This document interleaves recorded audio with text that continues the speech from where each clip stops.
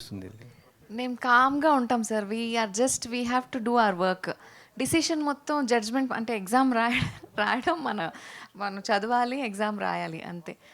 Result వచ్చేది చూసుకో. మనం మంచిగా రాస్తే డెఫినెట్లీ మంచి రిజల్ట్స్ వస్తాయి. ఇలాగే లేడీ ఓరియంటెడ్ ఇలాంటి లేడీ క్యారెక్టర్స్ ఓరియంటెడ్ చేస్తారా? అని కాదు sir. I'm just very particular on content.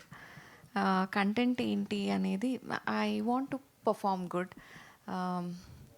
So మరీ అంటే లేడీ ఓరియంటెడ్ అయినా hero oriented I'm least bothered about it. But if కొన్నిసారి హీరో ఉన్నా కూడా హీరోయిన్ హైలైట్ అవుతూ ఉంటుంది. సో మేబీ అలాంటిది. యాక్చువల్లీ కన్నడ నుంచి వచ్చిన హీరోయిన్స్ ప్రతి ఒక్కరు కూడా టాప్ రేంజ్లో ఉన్నారు తెలుగులో.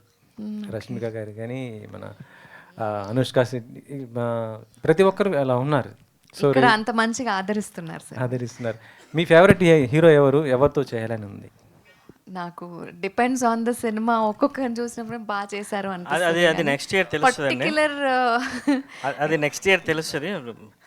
బిగ్గెస్ట్ ఫ్లాష్ న్యూస్ రాబోతుంది, నెక్స్ట్ ఇయర్ తెలుస్తుంది. అదే అంటే టూ బిగ్గెస్ట్ ఇంట్రెస్ట్ ఉంటుంది కదా ఫలానా స్టార్ హీరో. ఆ విషయం కూడా చెప్పదు, కనీసం నేను లైన్ అయినా చెప్పాను.